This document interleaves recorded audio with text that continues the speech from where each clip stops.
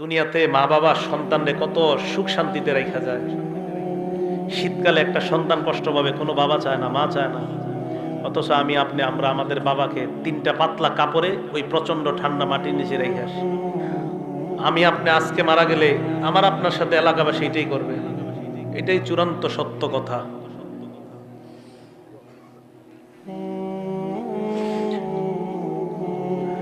মারা যাওয়াটাই চূড়ান্ত সত্য কথা। মারা থেকে কেউ বাঁচতে পারবে না। আল্লাহ ডাক দিয়ে বলবে, আফরিশুহু মিনাল জান্নাহ, আমার বান্দারে পাতলা পোশাকে দুনিয়ার মানুষ কবর দিছে, তারে জান্নাতের পোশাক পরায়া দাও।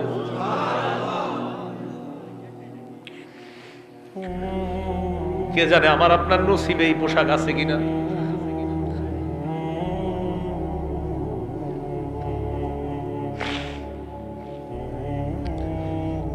কিন্তু আমরা টেনশনে আছি, কিরে নবীজি একটু উপরে তাকায় না, খালি এমনি রইছে গা, উপরে তাকায় না। এভাবে সাহাবা বলেন, ফারফা রাসাহু, হঠাৎ আল্লাহর নবী উপরে মাথা উঠাইলেন। আমরা নবীর দিকে এক দৃষ্টিতে এইভাবে তাকায় রইলাম। মাথা উঠানোর পর কবরের দিকে আল্লাহর নবী তাকাইলেন, তাকায় বললেন, হে সাহাবাদের দল, ইস্তাইযু বিল্লাহি মিন আযাবিল কবরি মাররাতাইনি আও সালাসা। সাহাবাদের দিকে তাকায় বললেন, তোমরা এই কবর থেকে, আল্লাহর কাছে কবরের আযাব থেকে পানাহ চাও। এই কথাটা নবী 2 বার অথবা 3 বার বললেন। সাহাবাদেরকে আল্লাহর নবী কেন বললেন? কারণ কবর এমন একটা ভয়ঙ্কর জায়গা। কবর আমাকে, আপনাকে, আমাদের সকলকে প্রত্যেকদিন ডাক দিয়ে বলে, আনা বাইতুল গুরবা, আমি কিন্তু অপরিচিত ঘর, আমার কাছে আসার আগে চিন্তা ভাবনা করে আসবা। আনা বাইতুল ওয়াহদা, আমি একা থাকার ঘর, আমার কাছে আসার আগে চিন্তা ভাবনা করে আসবা। আনা বাইতুদ দুদ, আমি পোকামাকড়ের ঘর, আমার কাছে আসার আগে চিন্তা ভাবনা করে আসবা। আনা বাইতুত তুরাব, আমি মাটির ঘর, আমার কাছে আসার আগে চিন্তা ভাবনা করে আসবা। মুসলমান মাটির উপর যখন একটা দৌড় দেন, সাবধানে দৌড় দিবেন। এক বর্ণনায় পাওয়া যায়, জমিনের উপর যারা জোরে জোরে চলে, হতে পারে এর কারণে কবর তার সাথে ভয়ঙ্কর আচরণ করবে। কবর বলবে, আমার পিঠের উপর বড় ধম্ব বরে তুমি চলেছিলা, আজকে আমি কবরের আচরণ তুমি লক্ষ্য করতে পারবা। এক বর্ণনায় কবর এমন চাপ দিবে, চাপ দেওয়ার পর আপনার 2 পাশের সিনার হাড্ডিগুলো একটা আরেকটার মধ্যে ঢুকে যাবে। নবী বলেন, কবর থেকে তোমরা পানাহ চাও, কবরের আযাব থেকে পানাহ চাও। কথাটা নবী 2 বার অথবা 3 বার বললেন। এবার আল্লাহ নবী কয়, জানুনি কেন? ফাইন্নাল আবদাল মুমিনা ইযা কানা ফি ইনকিতাইম মিনাদ দুনিয়া ওয়া ইকবালিম মিনাল আখিরাহ। মুমিন যখন দুনিয়া থেকে বিদায় নেওয়ার সময় হয় আর আখিরাতের দিকে যখন মুমিন রওনা করা শুরু করে দেয়, নাজালাত ইলাইহি মালাইকাতুম মিনাস সামা বিদুল ওজুহ, সুন্দর চেহারাওয়ালা আল্লাহর হাজার হাজার ফেরেশতারা ওই ঈমানদারের আত্মাকে স্বাগত জানানোর জন্য উপস্থিত হয়ে যায়। ঈমানদার বিদায় নিবে, সুন্দর চেহারা বিশিষ্ট হাজার হাজার ফেরেশতারা ঈমানদারের সামনে আসে। আসার পর দেখেন, আপনারা দেখবেন যদি কোনো মুমিন মারা যায়, মারা যাওয়ার সময় কিন্তু আমরা একটু অনেক সময় বুঝতে পারি যে এই লোকটা মারা যাইতে পারে আজকে। মুমূর্ষ মানে মুমূর্ষ রোগী যারা বলি, হাদিসে আসছে, ইয়াজলিসু মিনহু মাদ্দা বাসরিহি, ঈমানদার এইভাবে চোখ দিয়া তাকাইলে তার দৃষ্টি যেই পরিমাণ যায়, ফেরেশতারা 2টা কাতার হয়ে ঈমানদারের দৃষ্টির শেষ সীমানা পর্যন্ত তার আত্মাকে স্বাগত জানানোর জন্য তারা বসে অপেক্ষা করতে থাকে। কথাটা কি বুঝে আসছে আপনাদের? তো সবাই অপেক্ষায় আছে, সবাই তো অপেক্ষায় আছে। হাত্তা ইয়াজিআ ইলাইহি মালাকুল মাউত, মরণের ফেরেশতা তার কাছে এসে যায়। জোরে বলেন, কোন ফেরেশতা? মালাকুল মাউতের নাম কি? কয় জিবরাইল। মালাকুল মাউতের নাম কি? আজরাইল। যদি আমার কাছে আসে, আপনার কাছে আসে, এক সময় যদি বাংলাদেশের 10 জন মারা যায়, আমেরিকার 10 জন, পাকিস্তানের 10 জন, ভারতের 10 জন যদি একই সময় মারা যায়, আজরাইল কোন দেশে আছে? হ্যাঁ, সব জায়গায়। হ্যাঁ, সব জায়গায়। এটা বিপদের প্রশ্ন কিন্তু। সবাই মন দিয়ে শোনেন। আমাদের দেশে 10 জন, পাকিস্তান 10 জন, ভারত 10 জন, ইন্দোনেশিয়া 10 জন, অস্ট্রেলিয়ার 10 জন একই সময় মারা গেছে। আজরাইল কোন জায়গায় আছে? এক জায়গাতে কেমনে? কোরআনে আইছে মালাকুল মাউত তার কাছে আসে। কে বলছে তার আন্ডারে আছে? আপনি আপনি বলছেন? সাহস করে কর না। আচ্ছা, আপনি বলছেন? মাশাআল্লাহ, সবাই বলেন মাশাআল্লাহ। অনেক সময় কেউ কিছু কইলে ডরে কইতেছে না, পরে আবার এই ব্যাপারে আরেকটা হাদিস শোনাই দিই। উনি যে ডরে কইতে চান নাই, এক সাহাবা নবীজি সাল্লাল্লাহু, এটা কিন্তু আমাদের বিষয়বস্তু না, ওনার কারণে আর কি, উনি যে ডরে কয় নাই, তো ডরে না কওয়ার একটা ফায়দা আছে, এটা বলি। এক সাহাবা নবীজি যখন নামাজ থেকে উঠছে, উঠার পরে বলছে সামি আল্লাহু লিমান হামিদা। বলেন তো আপনারা আমরা কি বলি? আমরা পিছন থেকে এক সাহাবা বললেন আল্লাহুম্মা রাব্বানা ওয়া লাকাল হামদ হামদান কাসীরান তাইয়িবান মুবারাকান ফি।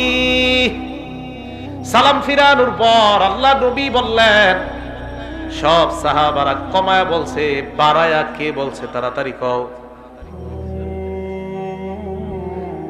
যিনি বাড়ায়া বলছো তিনি বলো। এই জায়গায় একটা হাদিস মনে রাখবেন, আল্লাহ নবীকে সাহাবারা বলছে হুজুর আপনি কি আম করে দেখেন। এই মনে মনে মনে মন দিয়ে শোনেন, ইবনে হাজার আসকালানী ওই কথাটা রাখছে। আল্লাহ নবী কয় আমি সামনে থেকে যেমন দেখতে পাই, পিছন থেকেও সুন্দরভাবে আল্লাহ ওই মুহূর্তে তোমাদেরকে দেখায় দেয়। এই কে বলছো বলো? আর কেউ কয় না, শিকারিয়া। হ্যাঁ না, নবীজি বললেন সাহস করে বলো কে বলছো। তো এক সাহাবা আস্তে আস্তে হুজুর আমি। নবীজি কয় তুমি বলছো? কয় হ্যাঁ। কয় সাহস করে বলে ফেলো। কয় জি হুজুর আমি বলছি। আল্লাহ নবী কয় তুমি এত সুন্দর একটা তাসবিহ পাঠ করছো, তোমার এই তাসবিহাত, এই সওয়াব আল্লাহর কাছে নেওয়ার জন্য প্রায় 30 জনের কাছাকাছি ফেরেশতা লড়াই করতেছে, কার আগে কে তোমার সওয়াব আল্লাহর কাছে নিয়ে যাবে। যারা মাঝে মাঝে কইলেন সাহস করে কইবেন আমি, এটা কইলে লস নাই। দেখছেন মালাকুল মাউত লিডার একজন আজরাইল, ওনার অধীনে অসংখ্য অগণিত কাজ করে। বুঝে আসছে তো? একজন কইয়া লাইছে আপনাদেরকে রক্ষা করছে, উনি আপনাদের মান সম্মান রাখছে। তো মালাকুল মাউত একজন আজরাইল, উনি লিডার, ওনার অধীনে কোটি কোটি ফেরেশতা কাজ করে। সুবহানাল্লাহ। মালাকুল মাউত তার সামনে আসার পর ওই যে ইমানদার মারা যাবে তার একদম মাথার কাছে বসে, মাথার কাছে বসার পর ইমানদারকে ডাক দেয় ইয়াতুহান নাফসুল হামিদা, হে প্রশংসনীয় আত্মা। সুবহানাল্লাহ। উখরুজি, তুমি বের হও, ইলা রব্বিন রাদিন আনকি গায়রি গদবান, তুমি এমন রবের দিকে বের হও যে রব তোমার উপর সন্তুষ্ট, তিনি তোমার উপর অসন্তুষ্ট না। তাড়াতাড়ি তুমি বের হও। হাদিসে আসছে ইলা রব্বিন রাদিন আনকি গায়রি গদবান ওয়া মাগফিরাতিম মিনাল্লাহ। ওই নফসটাকে মালাকুল মাউত বের করতে করতে কয় সুসংবাদ নিয়ে নাও, আল্লাহ তোমার জিন্দেগীর সব গুনাহগুলো মাফ করে দিয়েছে। আসো আসো। ইমানদারের আত্মাটা যখন বের করার পর মালাকুল মাউত আত্মাটা তার হাতের মধ্যে চোখের পলক পরিমাণও রাখতে পারে না। মালাকুল মাউত চায় আত্মাটা, ইমানদারের আত্মাটা আমি কারো কাছে দিব না, কিন্তু ইমানদারের সামনে হাজার হাজার ফেরেশতারা কয় আত্মা আমাদের কাছে দিয়ে দেন। আহারে ইমানদারের আত্মা নিয়ে কারাকারি লেগে যায়, কে ইমানদারের আত্মাটা নিবে এই নিয়ে কারাকারি লেগে যায়। বালিশে আজকে মাথাটা লাগায় চিন্তা করেন, আমার আপনার আত্মা এইভাবে হয় কি হয় না, চিন্তার বিষয়। ইমানদারের আত্মা সামনের ফেরেশতারা কয় আমাদের কাছে দিয়ে দেন। হাদিসের মধ্যে আসছে ফেরেশতাদের কাছে দুইটা জিনিস আছে। এক নাম্বার মাহুম কাফরুম মিন আকফানিল জান্নাহ, জান্নাতের কাফনের কাফর বিছায়া কয় ও মালাকুল মাউত ইমানদারের আত্মাটা এই জান্নাতের কাফনের কাপড়ের মধ্যে দিয়ে দেন। জান্নাতের কাফনের কাপড়। মুসনাদে আহমদ হাদিস নাম্বার 18557 নম্বর হাদিস। আবু দাউদ হাদিসটা সংক্ষেপে আসছে। এই হাদিসের মান সহিহ। সহিহুল জামেও আসছে। নাসিরউদ্দিন আলবানী যে কিতাব লিখছে ওখানে আসছে। তাতে আহলে হাদিস ভাইরাও এই হাদিস নিতে পারেন, টেনশনের কিছু নেই। তো রাসূল করিম সাল্লাল্লাহু আলাইহি ওয়াসাল্লাম বলেন মালাকুল মাউত যারা সামনে যে ফেরেশতারা হাজার হাজার, তারা জান্নাতের কাফনের কাপড়টা বিছায় কয় আত্মাটা এই জায়গায় দাও। দেখেন কি কয়, আত্মা ওই কাফনের মধ্যে দেওয়ার পর হানুতুম মিন হানুতিল জান্নাহ, জান্নাতের সুগন্ধি লাগায় দেয়। সুবহানাল্লাহ। সুগন্ধি লাগায় ইমানদারের আত্মাটা এইভাবে পেঁচায়। পেঁচানোর পর আত্মা নিয়ে যখন ফেরেশতারা ফাসাদুনা বিহা ইলাস সামা, আল্লাহর আসমানের দিকে তারা রওনা হয়ে যায়। আসমান, প্রথম আসমানের কাছে যাওয়ার আগে অন্যান্য হাজার হাজার ফেরেশতারা যাদের সামনে দিয়ে নিয়ে যায়, হাদিসের মধ্যে আসছে যার সামনে দিয়ে যায় ওই ব্যক্তিরা, ওই ফেরেশতারাই কয় এটা কার আত্মা, কোথায় নিয়ে যাও? আত্মা বহনকারী ফেরেশতারা কয় ফুলান ইবনু ফুলান, এটা উমকের আত্মা, উমক জায়গায় নিয়ে যায়। ভালুকার উমকের আত্মা, উমকের সন্তান, উমকের আত্মা। এই ফেরেশতারা কয় তোমরা কিভাবে বুঝতে পারলা? কয় আমরা এমন সুন্দর একটা ঘ্রাণ পাইলাম, এত সুন্দর ঘ্রাণ এই দুনিয়ার অন্য কোথাও আমরা পাই না। ইমানদারের আত্মা থেকে এত সুন্দর ঘ্রাণ বের হয়। আত্মা কোথায় নিয়ে যাও? কয় আসমানে নিয়ে যাই। প্রথম আসমানের কাছে যাওয়ার পর আসমানের দরজা খুলে দেওয়া হয়। প্রথম আসমানের ফেরেশতারা, হাদিসের মধ্যে আল্লাহ নবী বলেন যত ফেরেশতাদের সামনে দিয়ে আত্মাটা যায়, প্রত্যেক ফেরেশতা স্বাগত জানাইতে জানাইতে আত্মা উপরের দিকে পাঠায় দেয়। 2 নাম্বার আসমান, 3 নাম্বার আসমান, এইভাবে 7 আসমানের উপর আত্মা যখন চলে যায়, আল্লাহ পাক রব্বুল আলামিন বলে ফেরেশতাদের দল এবার থাম, আর আত্মা উপরে উঠানোর কোনো প্রয়োজন নাই। আল্লাহ তখন বলে উকতুবু কিতাব আব্দি ফি ইল্লিয়িন, আমার বান্দার আমলনামা ইল্লিয়িনের মধ্যে তোমরা লিপিবদ্ধ করে দাও। ইল্লিয়িন একটা সুন্দর জগতের নাম। আমার বান্দার আমলনামা এই জগতের মধ্যে তোমরা লিপিবদ্ধ করে আমার বান্দাকে জান্নাতি ঘোষণা দিয়ে দাও। ইল্লিয়িনের মধ্যে আমলনামা দেওয়ার পর ভালো করে শুনবেন, ইমানদারের আত্মা 7 আসমানের উপর, আমরা দেহটাকে বাসতলায় নিয়ে দাফন করতেছি, ঠিক না? আমরা জানাজা দিলাম, জানাজা দেওয়ার পর যখন আত্মাটা আমরা নিয়ে যাই, দেহটা এক বর্ণনায় আসছে ইমানদারের দেহ কবরে নেওয়া পর্যন্ত হাজার হাজার ফেরেশতারা কবর পর্যন্ত তাকে স্বাগত জানাইতে জানাইতে কবরের কাছে নিয়ে যায়। ইমানদারের আত্মা আমরা দাফন করলাম, দেহ দাফন করলাম, আত্মা আসমানের উপর। আল্লাহ পাক রব্বুল আলামিন বলে ফেরেশতাদের দল আমার বান্দার আত্মাটা কবরের মধ্যে, তার দেহের মধ্যে ঢুকিয়ে দাও। ইমানদারের দেহের মধ্যে আত্মা ঢুকিয়ে দেওয়ার পর ফায়াতিয়ানিহি মালাকান, 2 জন ফেরেশতা ইমানদারের কাছে উপস্থিত হয়ে যায়। উপস্থিত হওয়ার পর ফায়ুজিলিসানিহি, তারে বসায়, বসানোর পর ফায়াস আলানিহি, তাকে প্রশ্ন করে। 1 নাম্বার মার রব্বুকা, তোমার রবকে জবাব দাও। ওই বান্দা জবাব দেয় রব্বি আল্লাহ, চিল্লায় বলেন আমাদের রব কে? এই কথার উপর অটল থাকতে হবে, কিন্তু এই কথার উপর কি থাকতে হবে? অটল কেন থাকতে হবে? সূরা হামিম আস-সাজদা 24 নাম্বার পারা 19 নাম্বার পৃষ্ঠা, সূরা হামিম আস-সাজদা আয়াত নাম্বার 30। এই সূরাটাকে সূরা ফুসসিলাত বলা হয়। আল্লাহ বলেন ইন্নাল্লাযীনা ক্বালু রাব্বুনাল্লাহ, নিশ্চয়ই যারা বলে আমাদের রব আল্লাহ, নিশ্চয়ই যারা বলে আমাদের রব আল্লাহ, সুম্মাস্তাকামু, এই কথার উপর অটল থাকে। জোরে বলেন কি থাকে? আওয়াজ দিয়ে বলেন আমাদের রব কে? আল্লাহ। রূহের জগতে আল্লাহ আমাকে, আপনাকে, আমাদেরকে প্রশ্ন করছে আলাস্তু বিরাব্বিকুম, আমি কি তোমাদের রব না? কাফের, বেঈমান, নবী, ওলি সবার আত্মা জবাব দিয়ে বলছে আল্লাহ আপনি আমাদের রব। বেঈমানরাও বলছে আপনি আমাদের রব, ইমানদাররাও বলছে আপনি আমাদের রব, নবী, ওলি, উলামায়ে কেরাম, সাধারণরাও বলছে আপনি আমাদের রব। এবার আসেন, আল্লাহ বলছে আমি কি তোমাদের রব না? এই কথার অর্থ হলো 6টা। জোরে বলেন কয়টা? 1 নাম্বার, আমি কি তোমার ব্যক্তি জীবনের রব না? 2 নাম্বার, আমি কি তোমার পারিবারিক জীবনের রব না? 3 নাম্বার, আমি কি তোমার সামাজিক জীবনের রব না? 4 নাম্বার, আমি কি তোমার অর্থনৈতিক জীবনের রব না? 5 নাম্বার, আমি কি তোমার রাষ্ট্রীয় জীবনের রব না? 6 নাম্বার, আমি কি তোমার আন্তর্জাতিক জীবনের রব না? 1 নাম্বার, আমি তোমার ব্যক্তি জীবনের রব কিনা? আমি বলছি আল্লাহ আপনি আমার ব্যক্তি জীবনের রব। তাহলে ব্যক্তি জীবনে তুমি নামাজ কায়েম যদি করো, হক ভাবে চলো, তাহলে ব্যক্তি জীবনে আমাকে তুমি রক্ষা করলা। তুমি তোমার পারিবারিক জীবনে আমাকে রব মানেছো কিনা? মাবুদ আপনাকে আমি পারিবারিক জীবনে রব মানলাম। তোমার বিবি বেপরদায় চলে কেন? মাবুদ আমি আমার বিবিকে বেপরদায় চালাই না, বিবি উল্টা পাল্টা নিজের থেকেই চলে, তাহলে সমস্যা নাই। আর যদি বলেন বিবি আমার আশকারায় পর্দা করে না, আল্লাহ বলবেন তাহলে তুমি পারিবারিক জীবনে আমাকে রব মানো নাই। আপনি আপনার বিবিকে নামাজি বানাইতে পারেন না, আপনার ছেলেকে নামাজ পড়তে বলেন না, মেয়েকে নামাজ পড়তে বলেন না, তার মানে পারিবারিক জীবনে আল্লাহর রব মানেন নাই। 3 নাম্বার, সামাজিক জীবনে রব। সমাজের কয়টা মানুষের দাওয়াত দিছেন? নামাজের দাওয়াত দিচ্ছেন কয়টা? সৌদি আরবের হুজুরে আর খুঁজে ফতুয়া পায় না, তাবলিগ ওয়ালা করে বিরুদ্ধে ফতুয়া দিচ্ছে। তাস খেলা, জুয়া খেলা, মদ বার হয়।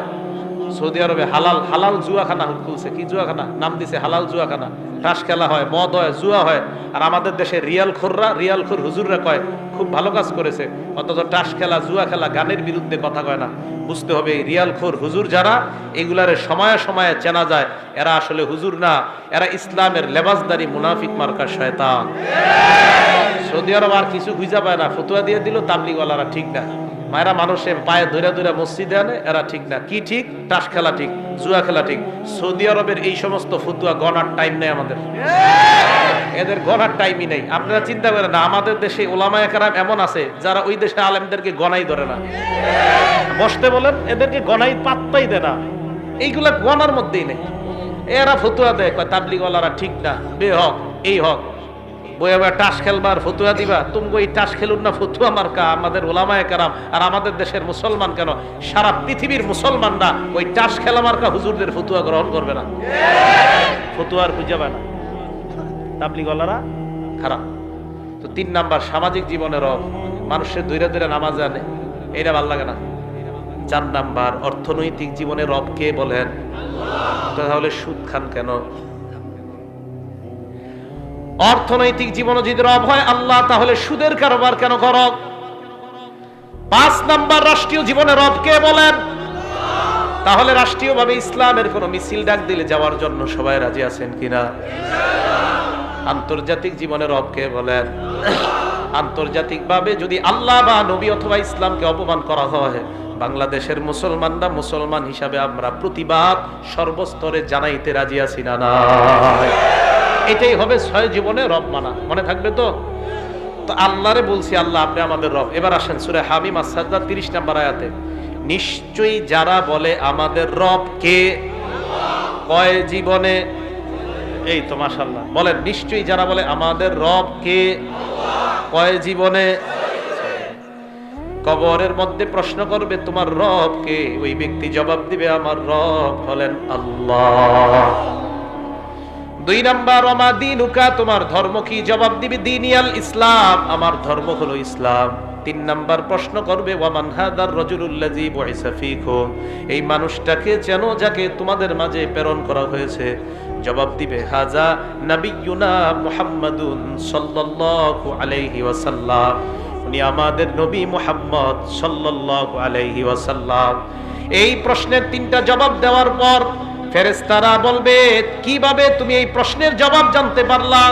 ওই ব্যক্তি জবাব দিবে ক্বরাতু কিতাবাল্লাহ, দুনিয়ার মধ্যে আল্লাহর কালাম পড়েছিলাম, না পড়লে পারলেও উলামায়ে কেরামের কাছে গিয়েছিলাম, মাহফিলে তাফসীরে গিয়েছিলাম, উলামাদের সোহবতে থাইকা প্রশ্ন 3টার উত্তর আমরা জেনে নিয়েছি আল্লাহ।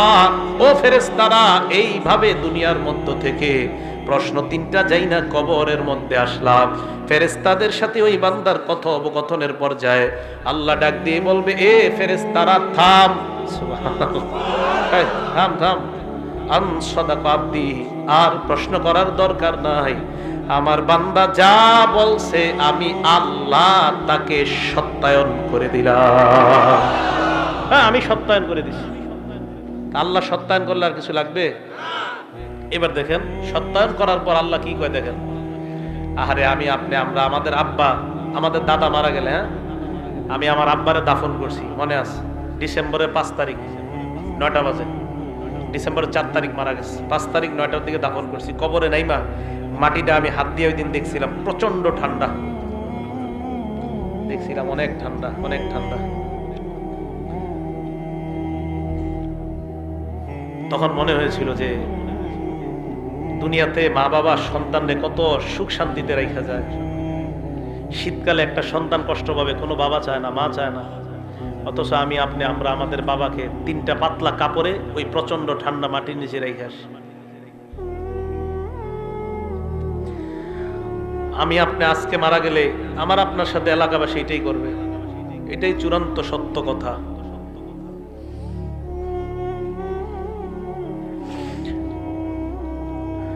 মারা যাওয়াটাই চূড়ান্ত সত্য কথা, মারা থেকে কেউ বাঁচতে পারবে না।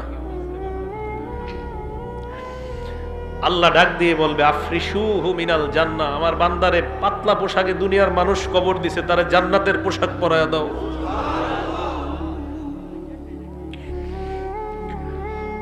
কে জানে আমার আপনার নসিবে এই পোশাক আছে কিনা।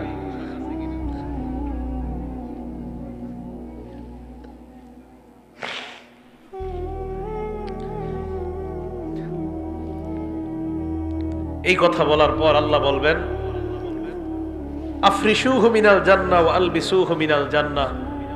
প্রথমে বলবেন আমার বান্দার কবরটা জান্নাতের বিছানা বিছায়া দাও। ওয়া আলবিসুহু মিনাল জান্নাহ, তার শরীরে জান্নাতের পোশাক পরায়া দাও। এরপর বলবে ওয়াফতাহু লাহু বাবান ইলাল জান্নাহ, তার কবর থেকে জান্নাত পর্যন্ত একটা দরজা খুলে দাও, কবর থেকে যেন জান্নাতের নিয়ামতগুলা দেখতে পায়। জান্নাতের দরজা খুলে দেওয়ার পর বান্দা তাকায় দেখবে জান্নাতের হুররা নাচানাচি করতেছে। ওই বান্দার মন চাইবে হুর স্পর্শ করার জন্য। আল্লাহ বলবে নামকানাউ মাতিল আরুস, বান্দা তুমি থামো, বাসর রাতের দুলার ন্যায় তুমি ঘুমিয়ে যাও। লা ইউকিজুহু ইল্লা আহাব্বা আহলিহি, বাসর রাতে ফজরের আজান হয়ে গেলে তোমার প্রিয়তমা ছাড়া তোমাকে অন্য কেউ জাগ্রত করার মতো ঘরে কেউ থাকে না। কবরের মধ্যে তুমি আসছো, এই জায়গায় তোমার প্রিয়তমা নাই, প্রিয়তমা নাই। ঈমানদার, আমি আল্লাহ তোর প্রিয়তম হয়ে গেলাম। কিয়ামতের মাঠে আমি তোকে উঠাবো। ঘুমা ঘুমা, তুই ঘুমা, এখনো জান্নাতে যাওয়ার সময় হয়নি, কবরে থাকো। তোমার তো কবর থেকে জান্নাতের নিয়ামত উপভোগ করার সুযোগ দিয়েছি, থামো। আরেক বর্ণনায় আসছে ফায়ুফসাহু লাহু কবরুহু, তার কবরটা বিশাল প্রশস্ত করে দেওয়া হবে। মাদ্দা বাসরিহি, তার দৃষ্টি যতটুকু যায় এই পরিমাণ প্রশস্ত করে দেওয়া হবে। প্রিয় ভাইয়েরা, জামির দিয়ার ভাইয়েরা, আমার আপনার কবরটা, আমার আপনার মৃত্যুটা, আমার আপনার কবরটা যেন এমন কবরই হয়। আমি আপনাদের জন্য দোয়া করবো, আপনারা আমার জন্য দোয়া করবেন। কে মারা যায় এটা নিশ্চিত বলা যায় না আমি জান্নাতি, নিশ্চিত বলা যায় না আপনি জান্নাতি, নিশ্চিত বলা যায় না আমি জাহান্নামী, নিশ্চিত না আপনি জাহান্নামী। কত কিছু ভাবেন যে কত বড় হুজুর সামনে পড়ছে, কিন্তু আমি যদি জান্নাতি না হই কি লাভ হবে বলেন আমার এই সার্টিফিকেটের। এই জন্য মরণের চিন্তাটা খুব বেশি করা দরকার। আল্লাহ আমাদের সকলকে তৌফিক দান করেন। ওই বান্দাকে কবরের মধ্যে রাখার পর হঠাৎ ওই বান্দা যখন কবরে থাকবে, এক বর্ণনা আসছে বান্দা দেখবে তার কবরে সুন্দর একটা মানুষ। হ্যাঁ, এই তুমি কে? বলবে আনা আমালুকাস সালিহ, আমি তোমার নেক আমল, আমি নেক আমল। নবীজি এই কথা মনে আসেনি, নবীজি এই হাদিস পয়সা শোনাইতেছে কোথায় ভুলে গেছে। হ্যাঁ, হাদিস শেষ হয় নাই কিন্তু এখনো, কবরের সামনে বসে এই হাদিস শোনাইতেছে। এবার সাহাবাদেরকে বললেন ওয়া ইন্নাল আবদাল ফাজিরা, পাপাচার বান্দার মরণের যখন সময় হয়ে যায়,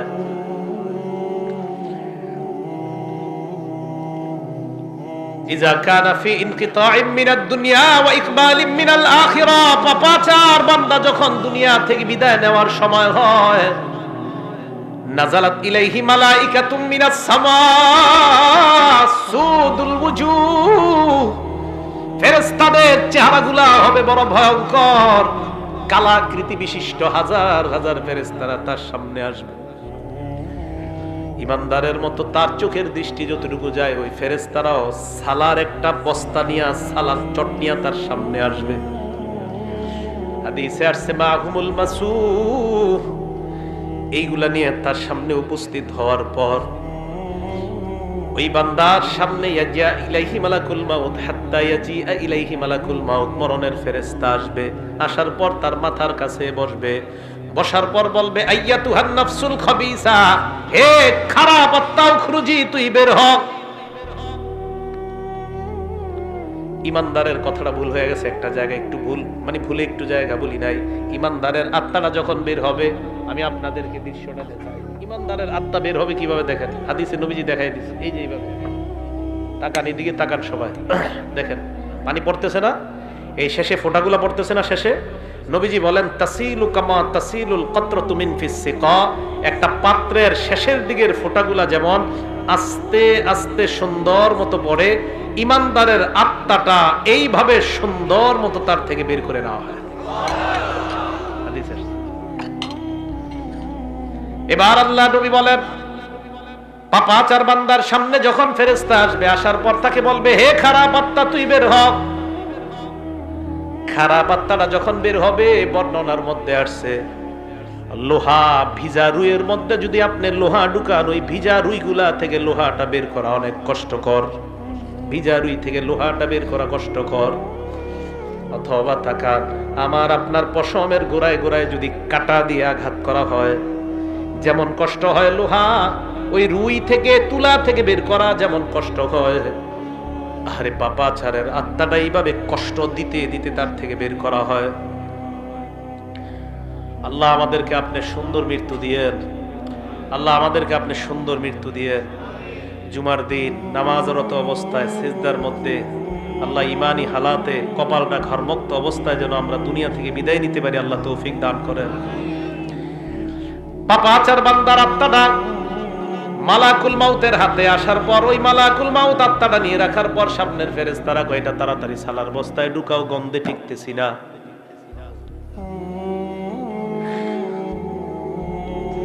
আত্মাটা এইভাবে পেঁচানোর পরে আত্মা নিয়ে যখন রওনা হয়, অন্য ফেরেশতারা কয় কার আত্মা কোথায় নিয়ে যাও, সরাও তাড়াতাড়ি। আত্মা বহনকারী ফেরেশতারা বলবে কেন, কয় গন্ধে টিকতেছি না, এইটা এইখান থেকে সরাও। এত গন্ধ কেন, সরাও।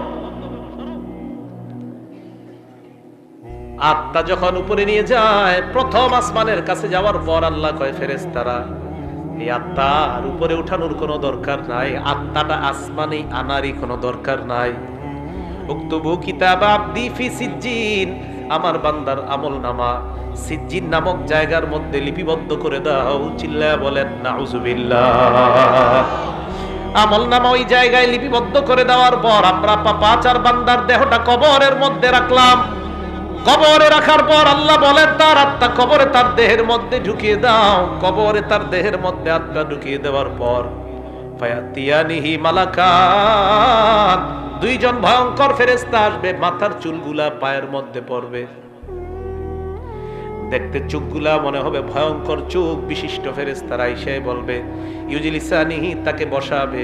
ওই বান্দা তাদের দিকে তাকায়, তার অবস্থা খারাপ হয়ে যাবে। প্রশ্ন করবে মার রব্বুকা, তোর রবকে জবাব দে। বান্দা বলবে হা হা লা আদরি, এই প্রশ্নের জবাব আমার জানা নাই। 2 নাম্বার ওয়ামা দিনুকা, তোমার ধর্ম কি, জবাব দাও। বান্দা বলবে হা হা লা আদরি, আমার প্রশ্নের জবাব জানা নাই। 3 নম্বরে বলবে ওমান হাদার রাজুল, এই মানুষটাকে চিনো। ওই বান্দা বলবে হা হা লা আদরি, আমার প্রশ্নের জবাব জানা নাই। এই কথা বলার পর ওই ফেরেশতাদের প্রশ্ন উত্তর পর্ব চলার পর আল্লাহ ডাক দিয়ে বলবে ফেরেশতারা থাম। ইমানদারের সময় কইছে থাম, পাপাচারের সময় বলবে থাম। আনকাযাবা আবদি, আমার বান্দা যা বলতেছে সব মিথ্যা, আমি আল্লাহ তারে মিথ্যাবাদী বললাম, এটা মিথ্যাবাদী, এটা মিথ্যাবাদী, সর তোরা এখান থেকে সর। আলবিসুহু মিনান নার, তার শরীরে জাহান্নামের আগুনের পোশাক পরায়া দে। ওয়াফরিশুহু মিনান নার, তার কবরের মধ্যে জাহান্নামের বিছানা বিছায়া দাও। কোরআনে আল্লাহ বলেন লাহুম মিন জাহান্নামা মিহাদ ওয়া মিন ফাওকিহিম গাওয়াশ, নিচে তাকায় দেখবে নিচের বিছানাটা আগুনের বিছানা, উপরে তাকায় দেখবে কবরের ডান্ডা। এই ডান্ডা নিয়ে লোকটাকে একটা জোরে আঘাত করবে।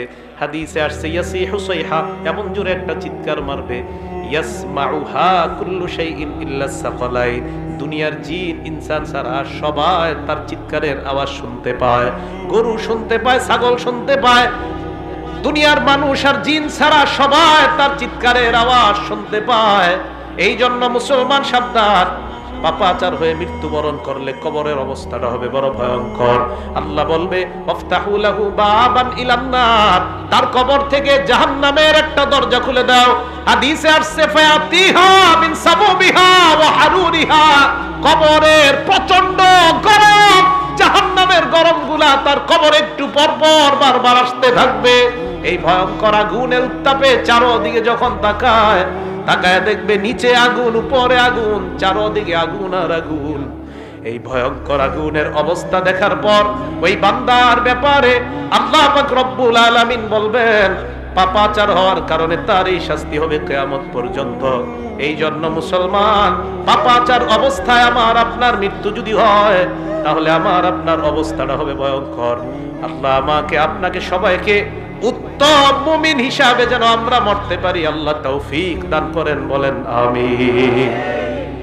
মৃত্যুর যন্ত্রণা এই ভোগ করা, আর মরণের সময় আমার আপনার অবস্থা যদি হয় ভয়ঙ্কর, একটু চিন্তা করবেন আজকে বালিশে মাথা লাগায়, আল্লাহ না করুক, আল্লাহ না করুক, আল্লাহ না করুক, আমার আপনার কবরে জাহান্নামের থেকে যদি দরজা দিয়া জানালা দিয়া জাহান্নামের তাপ আর আগুন ঢুকতে থাকে, নিচে আগুন উপরে আগুন চারদিকে আগুন, আজকে ল্যাপটা মাথায় দিয়ে অন্ধকার চোখে তাকায় কল্পনা করবেন যে কবরে তো আমি একা থাকতে হবে। এরকম ভয়ঙ্কর অবস্থা তৈরি হয়ে যাবে। তো প্রিয় মুসলমান ভাইয়ারা, এই জন্য আমার আপনার মরণটা যেন উত্তম মরণ হয়, আল্লাহর কাছে খুব বেশি বেশি দোয়া করা। আল্লাহ আমাদের সকলকে উত্তম মৃত্যু নসিব করেন। তো আল্লাহ বলেন সুম্মা তুরাদ্দুনা ইলা আলিমিল গায়বি ওয়াশ শাহাদা, সূরা জুমুআর ৮ নম্বর আয়াতে আল্লাহ বলেন কোন মরণ থেকে তোমরা পালিয়ে বেড়াও, কোন মরণ থেকে তোমরা পালিয়ে বেড়াও। আল্লাহ বলেন তোমাদেরকে দৃশ্য অদৃশ্যের রব আল্লাহর দিকে তোমাদেরকে ফিরে যাইতে হবে। ফায়ুনাব্বিউকুম বিমা কুনতুম তা'মালুন, তোমাদেরকে তোমাদের আমল সম্পর্কে আল্লাহ জানায় দিবে কিয়ামতের ময়দানে। হাফেজ সাহেবরা 15 নম্বর পারার 2 নম্বর পৃষ্ঠাটা খুলবেন, খোলার পর আল্লাহ আপনার আমলনামাটা দিয়ে বলবে ইকরা কিতাবাকে, বান্দা নে তুই তোর আমলনামা পড় পড় পড়। কাফা বিনাফসিকাল ইয়াউমা আলাইকা হাসিবা, আজকে হিসাবের জন্য তুই যথেষ্ট, তুই তোর আমলনামা পড়। ওই বান্দা আমলনামা খুলবে, খোলার পর 15 নম্বর পারার 18 পৃষ্ঠায় দেখবেন 2 নম্বর লাইন থেকেই শুরু। ফাতারাল মুজরিমিন মুশফিকিনা ফিহি, অপরাধীরা এই দেখেন এইভাবে তাকাবে আমলনামার দিকে, বিশাল বড় বড় চক্ষু করে তাকাবে, তাকায় বলবে মালি হাযাল কিতাব, এটা আবার কেমন আমলনামা, লা ইউগাদিরু সগীরাতান ওয়ালা কাবীরাতান ইল্লা আহসাহা, এটা দিয়ে ছোট ছাড়ে নাই বড় ছাড়ে নাই, আমি যত অপরাধ করলাম সমস্ত অপরাধ দেখি এই জায়গার মধ্যে লেখা। এই জন্য মনে রাখবেন আমার আপনার প্রত্যেক দিন আমার আপনার আমলনামা লেখার জন্য ফেরেশতা কাঁধের মধ্যে আছে। সূরা ইনফিতর 10, 11, 12 নম্বর আয়াতে আল্লাহ বলেন ইন্না আলাইকুম লাহাফিজিন, তোমাদের সাথে সংরক্ষণকারী ফেরেশতা আছে, কিরামান কাতিবিন, লেখক ফেরেশতারা, ইয়ালামুনা মা তাফআলুন, তোমরা যা করো তারা তা জানে। এবার আপনারা একটা আয়াত সারা জীবন উলামায়ে কেরাম সহ সবাই মনে রাখবেন, সূরা আলাকের 14 নম্বর আয়াতে আল্লাহ বলেন বান্দা হাত দিয়ে যখন গুনাহ করো, পা দিয়ে যখন গুনাহ করো, চোখ দিয়ে যখন গুনাহ করো, কান দিয়ে যখন গুনাহ করো, সূরা আলাকের 14 নম্বর আয়াতটা মনে রাখবা। আল্লাহ কয় আলাম ইয়ালাম বিআন্নাল্লাহা ইয়ারা, এই বান্দা এই তুই কি করস, তুই জানোস না আমি তোরে দেখি, বলতেছ আল্লাহ বলতেছে এই তুই জানোস না আমি তোরে দেখি, এই যে হাত দিয়ে গুনাহ করতেছ, এই আলাম আলাম, এই সে কি জানে না? আল্লাহ কয় আরে তার কি হলো, সে কি জানে না? বিআন্নাল্লাহা ইয়ারা, আমি আল্লাহ তাকে দেখছি, সে কি জানে না? সে হাত দিয়ে কিভাবে গুনাহ করে, সে জানে না আমি তাকে দেখছি? সূরা কফের 26 নম্বর আয়াতে আল্লাহ বলেন ওয়ালাকাদ খালাকনাল ইনসান, আমি মানুষ বানাইছি, ওয়া না'লামু মা তুওয়াসওয়িসু বিহি নাফসু, মানুষের অন্তর কি কুমন্ত্রণা দেয় আমি জানি। আমার দিকে তাকান, এই যে আমি কথা বলতেছি আরিফ বিন হাবিব, আল্লাহ কয় আমি শুনি। এবার আমি মুখ বন্ধ রাখলাম, জিহ্বা দিয়ে বলতেছি, আল্লাহ কয় এটাও শুনি। মুখ বন্ধ জিহ্বা বন্ধ, মনে মনে মনে মনে শুধু কল্পনা করছি, আল্লাহ কয় বান্দা এটাও শুনি।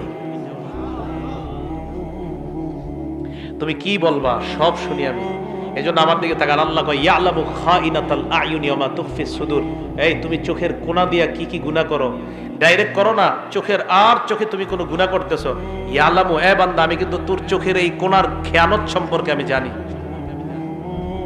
রাস্তা দিয়ে হাঁটতেছেন এইভাবে চোখের কোণা দিয়ে গুনাহ করতেছেন, একটা আয়াত সারা জীবন মুখস্থ রাখেন, তা আপনার জন্য যথেষ্ট। ইয়ালামু খাইনা, আপনি রাস্তা দিয়ে হাঁটবেন আর চিন্তা করবেন আল্লাহ বলছে আমার চোখ নাকি কোনো খেয়ানত যদি আশেপাশে চুপে চুপেও করে ফেলে, এটাও আল্লাহ জানে।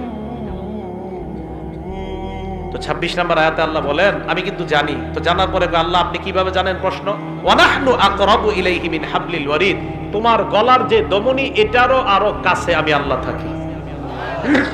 প্রিয় মুসলমান ভাইয়ারা, সবার কথাগুলো মনে থাকবে তো ইনশাআল্লাহ?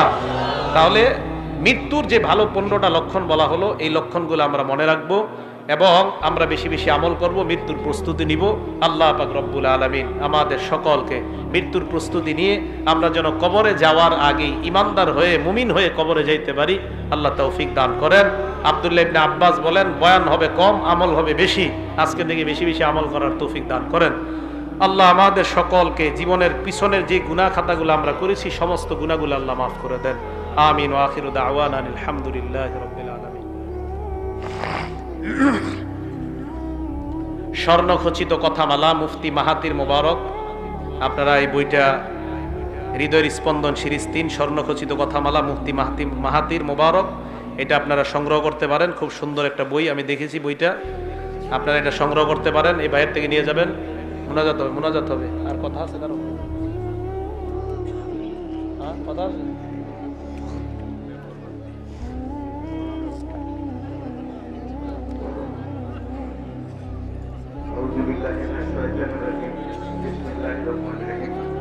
আসন্ন দর্শক পরিষদ নির্বাচনে